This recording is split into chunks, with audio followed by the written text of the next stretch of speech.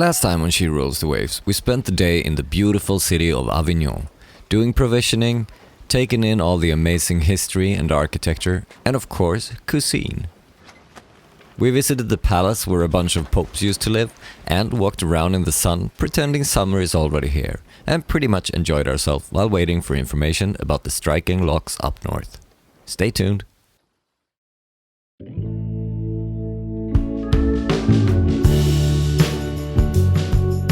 Hi, I'm Linus Jackson, a sailing musician and father of two, trying to get my boat Sedna home to Sweden for a major refit. And in time, I plan to be a full-time liveaboard and world traveler.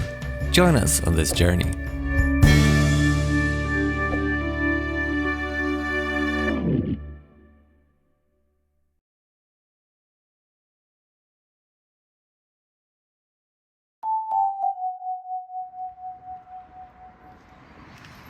Good morning, people.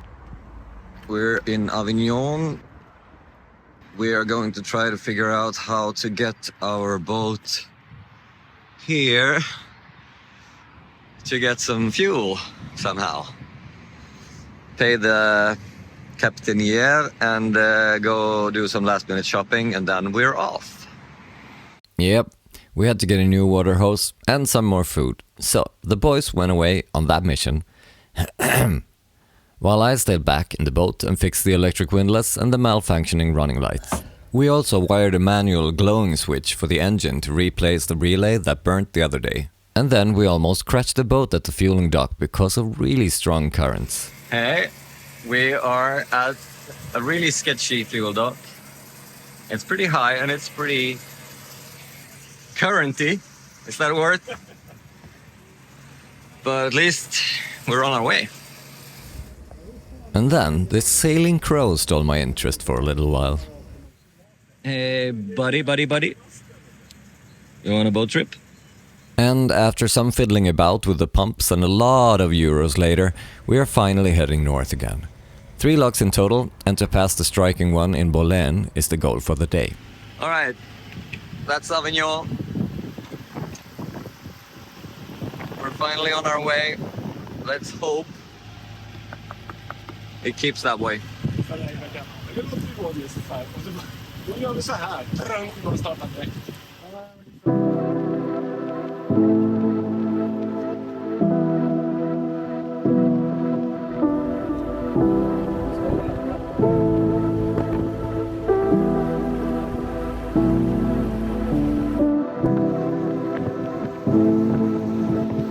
So first we're going south through the town, and then we will turn right and north up the Rhone. Okay, this is the bridge, and we're supposed to do like a U-turn here under the bridge downtown and to go north. Look, a barge. It's like the first one we've seen.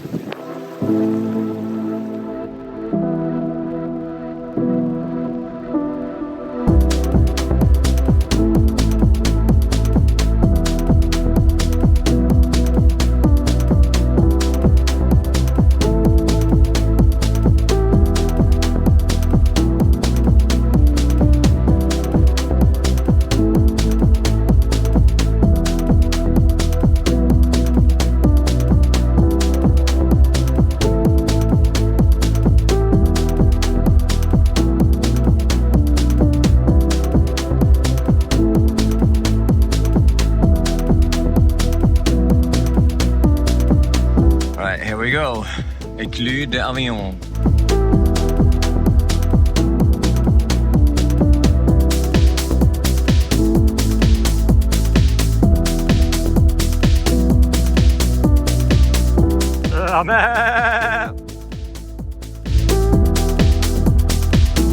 Hey, we're getting friends.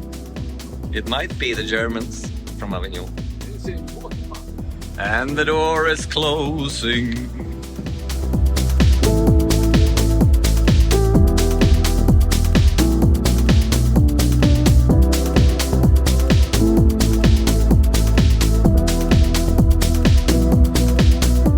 Almost there.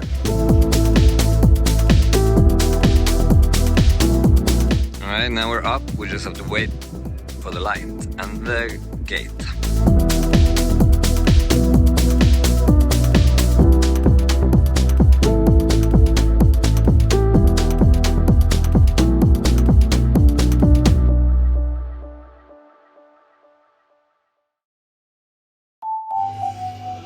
Lunchtime in the Rhone, and over there behind Jocke, over there you can hardly see it anymore. No. Yeah, well, what we saw there was a beautiful castle, but I was too late with the camera. This happened to us a few times, but don't worry, we caught quite a few of them. I didn't really think I would have much use of the autopilot during this trip, but I actually do. It works quite nicely. It helps a lot. Turn that way. I'm just doing this. Just slowly turning the knob. Perfect. The engine is running beautifully, and we figured that gives us time to take care of some other projects. Now we're building a plank. Oh. So we can put the fenders in the middle, like the pros do.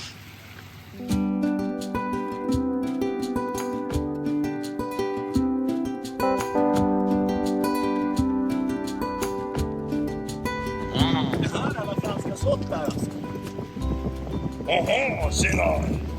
Chateau de Neuf. Chateau de...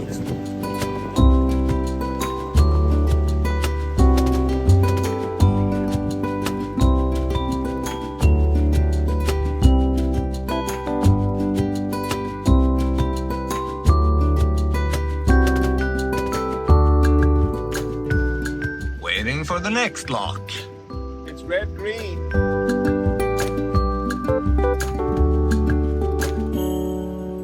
And the gate is closing.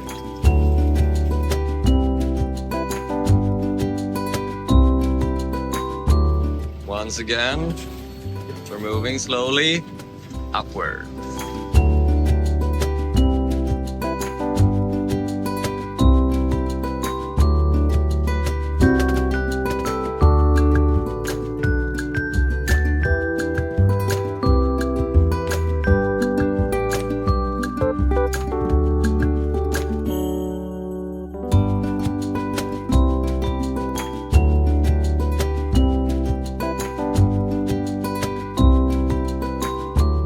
This was the one that was striking, but not anymore because they are about to open for us.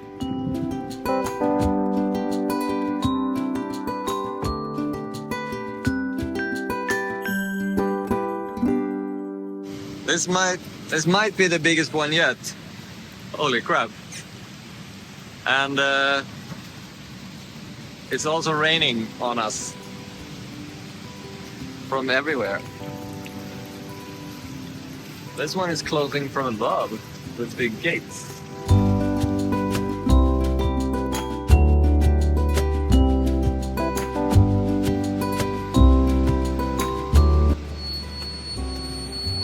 It's a symphony of sounds.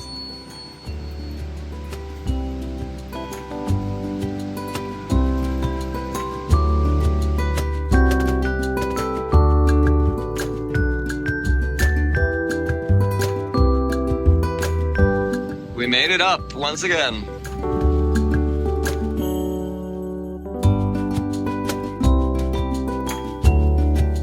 On the map, we found what seemed to be an abandoned quay on the other side of the river that we thought would be a good place to moor for the night, but we completely underestimated the roaring currents going against us on the other side of the divide. Luckily, we managed to abort in time and instead headed back towards the pontoon just above the lock. Other side of the Bouleine Écluse, and now we're here because it's getting dark. And we're not allowed to drive in the dark, as you could see on our first leg of the journey. We don't want to do that again.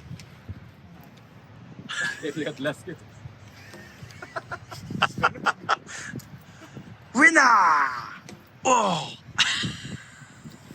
So now we're here, and I have my anchor beer, yeah, let's hope nothing goes wrong before we can leave this place again. Well, apparently I've learned nothing. Do you remember this guy? Jinxed. Yeah, this evening, being so happy that nothing went wrong today, I took out my trusty old mini drone and took it for a spin. I mean, I'm just going for a short flight to the lock and back, so no need to strap on the floating device, right?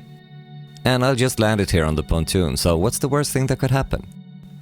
Well, if you notice that the footage here isn't as crisp as my drone shots usually are, you are right.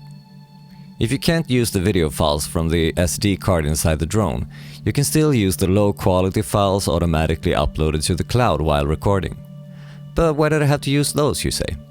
Well, because cocky as I am sometimes, I decided to land the drone on the pollard I started from. And the drone in turn decided to give me a little mechanical surprise. Just about here. Although definitely an expensive mistake, I couldn't help but just laugh at my own stupidity this evening. And maybe I actually learned something this time. Time will tell, but for now I'm just happy that we've come this far and that you people are still with us on this journey. Please give us a like, say something in the comments, and consider following our other platforms, or maybe even joining us by becoming a patron. That way you could help me replace the drone. Anyway, don't forget to hit the subscribe button and the little bell. And until next time, take care.